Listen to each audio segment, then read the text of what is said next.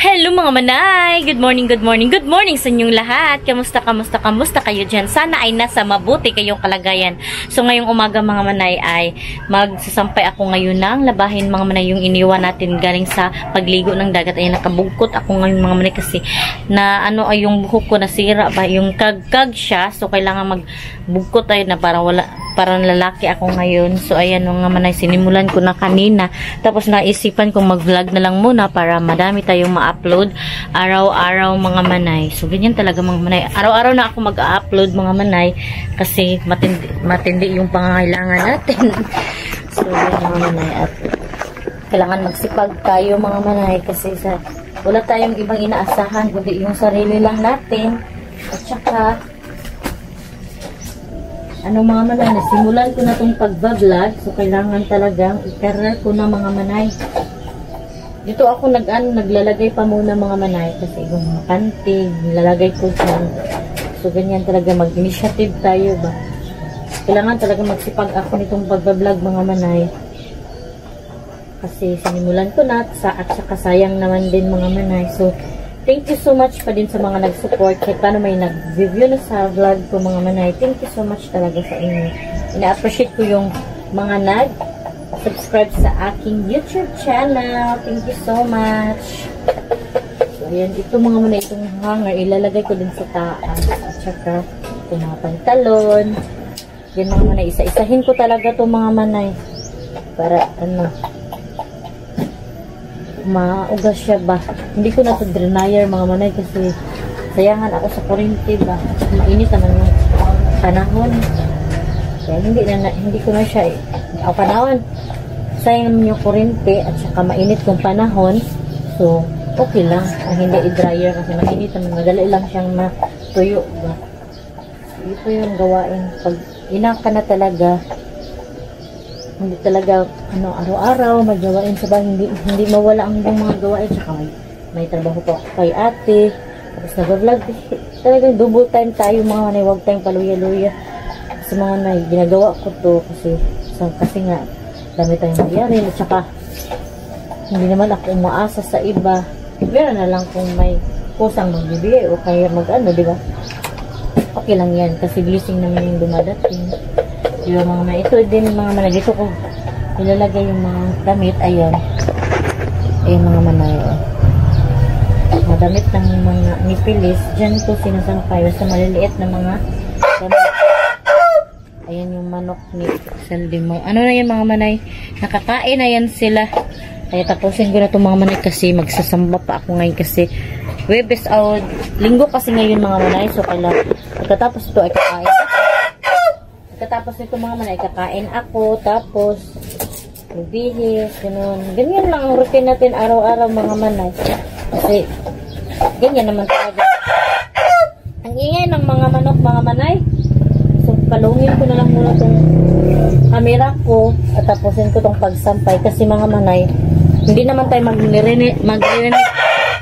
hindi tayo magrinigan dito kasi ang ingay ng manok talaga at tapos ang lakas ng boses ng manok mga manay super. So mamaya na lang kasi tapusin ko na lang ito.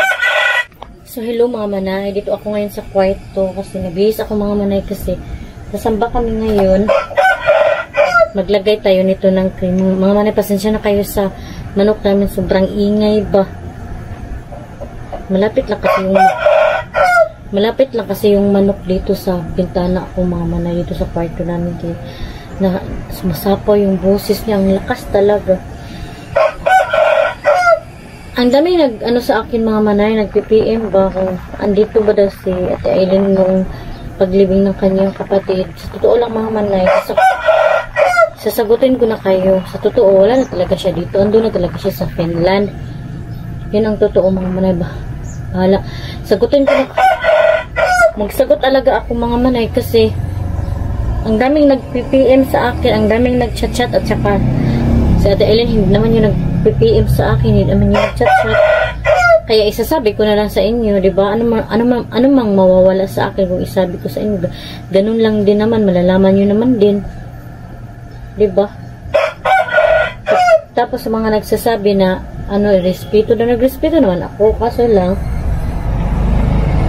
hindi naman siguro masama kung isabi ko ang totoo, di ba? At saka, okay lang naman na isabi to. Wala namang mali kung magsabi ako, di ba?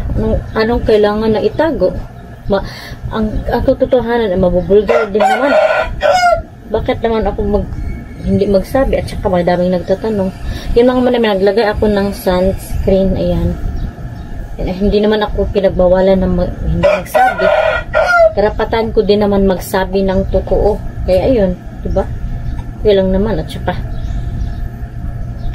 hindi ko alam kung magalit ba yun siya sa akin o hindi, kasi hindi naman siya hindi nga siya mag-reply sa aking chat, diba? O di okay lang siguro, diba? Naglagay na ako ng foundation mga manaing. Pasensya na talaga kayo sa manok mga manay. Iwan ko, alas 9:30 na ngayon, pero ang ingay-ingay pa din niya. Bakit ganun? Tagaok pa din.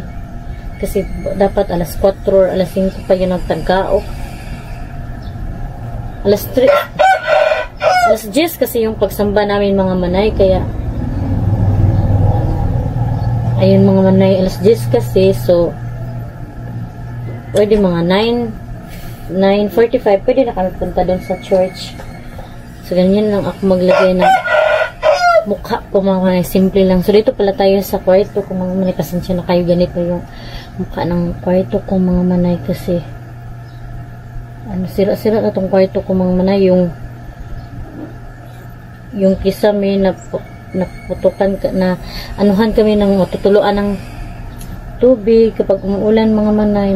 May mahuhulog na tubig.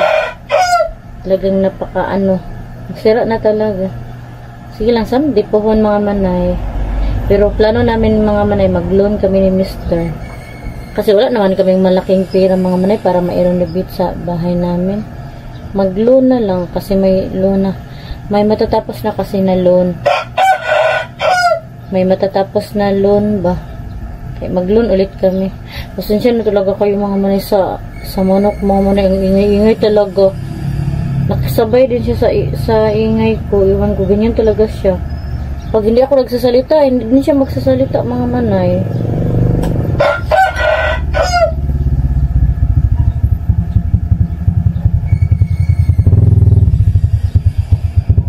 Lipstick oh. Yan, tsaka suklay kunti, ganyan. So, patara kami ng church. So, magsuklay na lang ako mga manay. So, yun talagang totoo mga manay. Andun na talaga siya sa Finland nung inilibing si Arlene mga manay. Yun ang totoo. So, marami kasing nag-PPM, nag-chat sa akin, o diba? So, bakit naman hindi ako magsabi ng totoo, diba mga manay? Wala naman siguro masama nun. So, yun mga manay, magsuklay muna ako at punta na dahil kami ng church. Hello mga manay! So, nakauwi na kami galing sa bahay mga manay.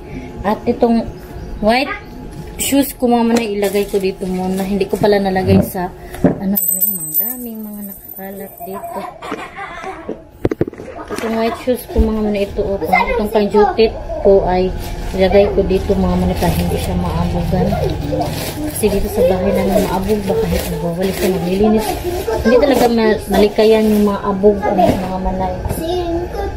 Dito pala yung pamangkin ko mga manay, kaya maingay ba. So yung sandal ko din na pang samba ko mga manay, nasira na yan oh. Hindi pa ako nakabili kasi wala pa tayong budget, pero ginagamit ko pa rin to mga manay, paknit lang naman to. Ayan oh, nasira na talaga siya. At ito yung ding isa mga manay oh. So pwede pa naman to, pagtiyagaan na lang muna mga manay, ganyan talaga. Wala kasi tayong budget kasi marami pa tayong mas priority, yung mga needs dito sa bahay. So dyan ko lang ilalagay yan.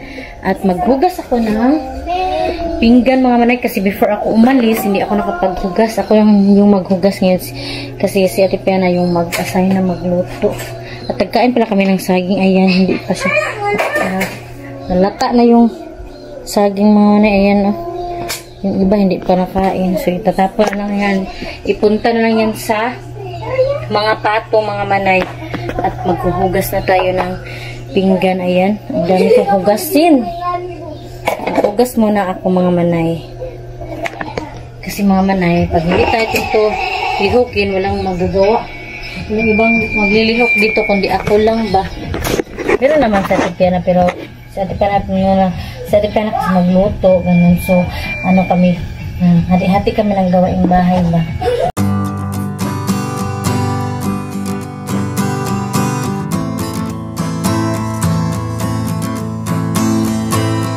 So, tapos na akong mga manay, hugas ng pinggan, yun, nakalipstick pa tayo mga manay kasi galing nga tayo sa church. Hindi pa natanggal. So, mag-inom muna ako ng tubig mga manay.